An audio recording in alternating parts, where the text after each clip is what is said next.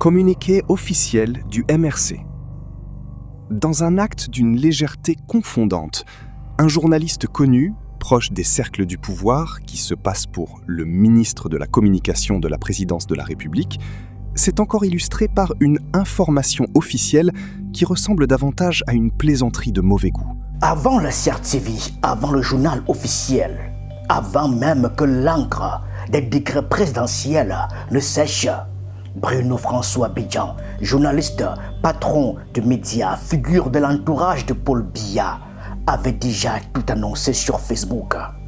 Et le MRC de Maurice Kamto, dans un communiqué cinglant signé le 4 mai, nomme enfin le mal à l'os. Il ne s'agit pas de journalisme, il s'agit d'infiltration au cœur même de l'État.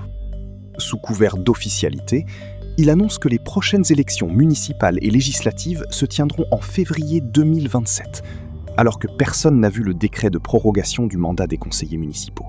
Le dimanche 4 mai restera une date marquante dans l'histoire de la communication politique au Cameroun.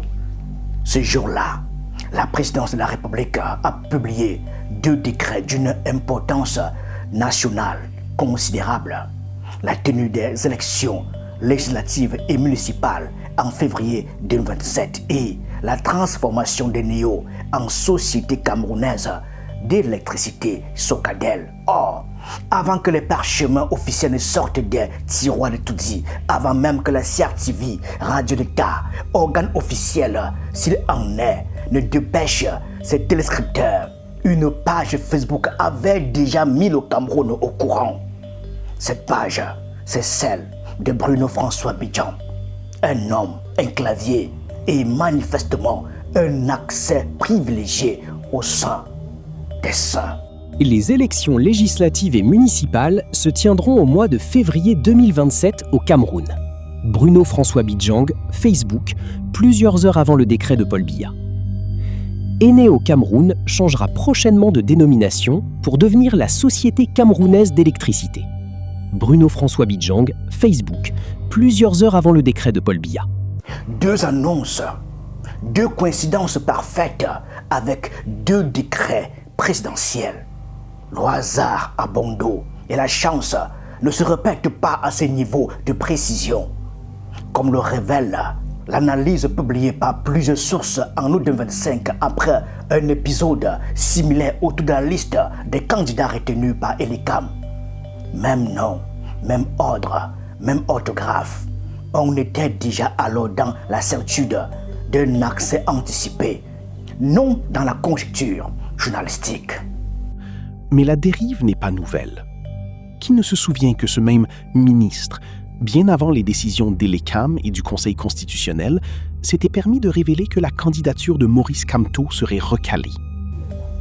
La question que pose ici le MRC n'est pas procédurière, elle est existentielle pour la démocratie camerounaise.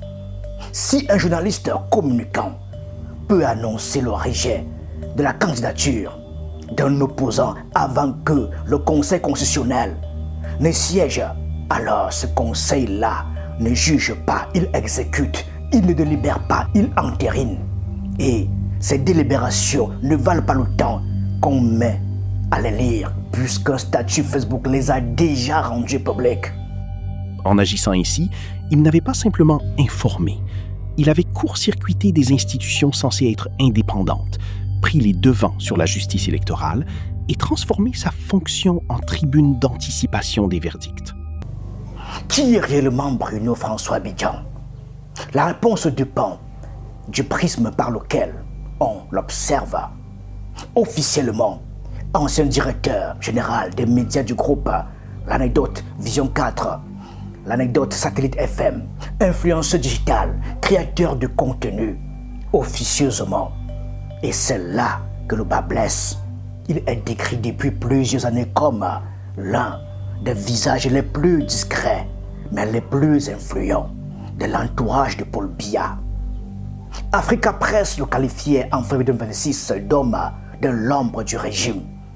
Fin connaisseur des arcanes du pouvoir camerounais qui a longtemps préféré les coulisses au projecteur. Le même profil note son investissement territorial dans le Grand Sud, fief du chef de l'État, avec des distributions de pagnes à 100 millimars.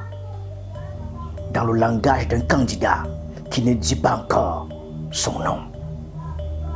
C'est dans ce contexte que le MRC forge l'expression qui fera date. Le ministre de la Communication de la présidence de la République. On ne parle pas d'un titre officiel. Bruno Bidjan ne figure dans aucun gouvernement, mais une réalité fonctionnelle. Il parle et l'État confirme. Il annonce et les décrets suivent. Il pronostique et les juges abondent. Dans la topographie du pouvoir camerounais, une telle préscience ne s'appelle pas don divinatoire. Cela s'appelle accès. Le communiqué du MRC signé par Roger Justin Noah, premier secrétaire général adjoint, est un texte d'une densité rare dans la communication politique au Cameroun.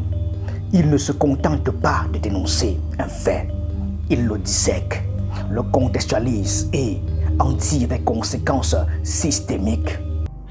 Cette pratique est gravissime à plusieurs égards. D'abord, elle vide de leur substance les procédures légales. À quoi bon un conseil constitutionnel si ces décisions sont divulguées par avance par un ministre objet? Ensuite, elle installe un climat de suspicion permanente. L'information officielle n'est plus une garantie de sérieux, mais un outil de manipulation ou de déstabilisation. Enfin, elle ridiculise l'État lui-même, dont les représentants se permettent d'afficher un mépris ouvert pour la séparation des pouvoirs. La leçon politique du communiqué du MRC dépasse la personne de Bruno Bidjan. Elle touche ici à l'architecture même du régime Biya. Dans un état de droit, l'information institutionnelle suit un chemin balisé. Délibération, décision, publication officielle, communication publique. Ce chemin garantit non seulement la légitimité de la décision, mais aussi l'égalité des citoyens devant l'information.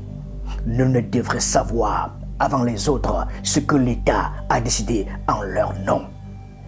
Quand ce chemin-là est consécuté par un communicant privé, disposant d'un accès anticipé de lecture, s'impose. La première, optimiste, il s'agit d'une fuite, d'une indiscrétion, d'une imprudence. La seconde, réaliste et documentée par les faits répétés, il s'agit d'une stratégie délibérée de communication parallèle destinée à tester l'opinion, à préparer le terrain, à orchestrer une mise en scène de l'annonce officielle. Dans les deux cas, la démocratie est perdante, car si c'est une fuite, l'État ne maîtrise pas ses propres secrets. Et si c'est une stratégie, l'État se joue délibérément de ses propres institutions. La réalité est alarmante.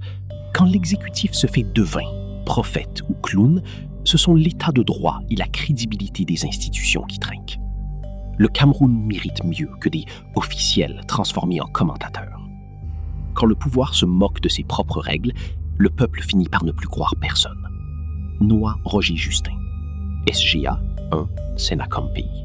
On aurait pu mettre le phénomène Bidjan sur le compte de l'intuition journalistique, des sources bien placées, du flair politique.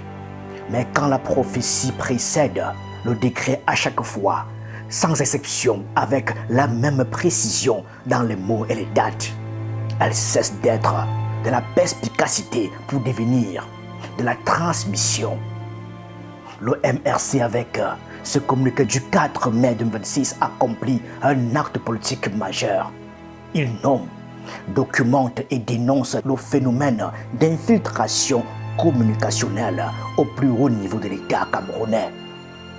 Ce n'est plus la rumeur d'un siècle d'initiés, c'est désormais une accusation formelle portée par un parti politique constitué au vu et au su de la nation. Car dans toute équation du pouvoir, les relais finissent par coûter plus qu'ils ne rapportent. L'histoire des régimes dit centralisé et pavé d'oracles encombrants qui en savaient trop, parlaient trop et dont la disgrâce fut aussi soudaine que leur ascension avait été fulgurante. Le communiqué du MRC le dit en filigrane. Bruno Bidjan, le prophète du sérail, serait bien inspiré de méditer cette leçon. Les oracles meurent aussi et souvent de leur propre voix. Merci.